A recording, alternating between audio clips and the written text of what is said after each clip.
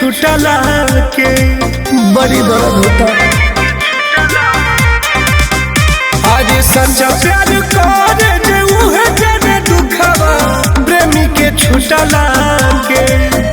आज प्यार के नाम पर टाइम पास कइलस उका जानी फिर दिल टूटला के। प्यार के नाम पर टाइम पास कइलस उका जानी फिर दिल टूटला के।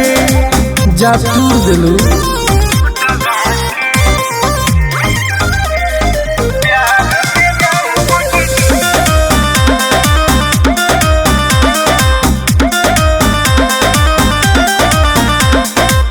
बात न होके तो रात न कटे फोनवे पर रहे नजर हाथों न हटे। का बताई कुछ समझ में क्या हो बात न होके तो रात न कटे फोनवे पर रहे नजर हाथों न हटे। नहीं के जरूरी जान झूठा प्यार करके दुनिया ही लुटला के। अरे प्यार के नाम टाइम पास कइलस उका जानी फिर दिल टूटला के। प्यार के नाम पर टाइम पास कइलस उका जानी फिर दिल टूटला के। तू ना बुझू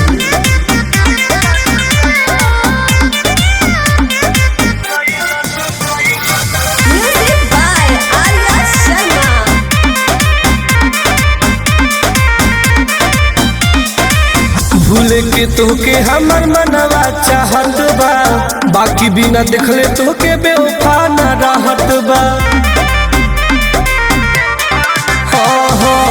भूले के तोके हमर मनवा चाहत बा बाकी बिना देखले तोके बेवफा न रहत बा। अरे सुनील टुन टुन खिस्सा कहे के सुनावस करम फुटला के। अरे प्यार के नाम टाइम पास कइलस उका जानी फिर दिल टूटला के। प्यार के नाम पर टाइम पास कइलस उका जानी फिर दिल टूटला के।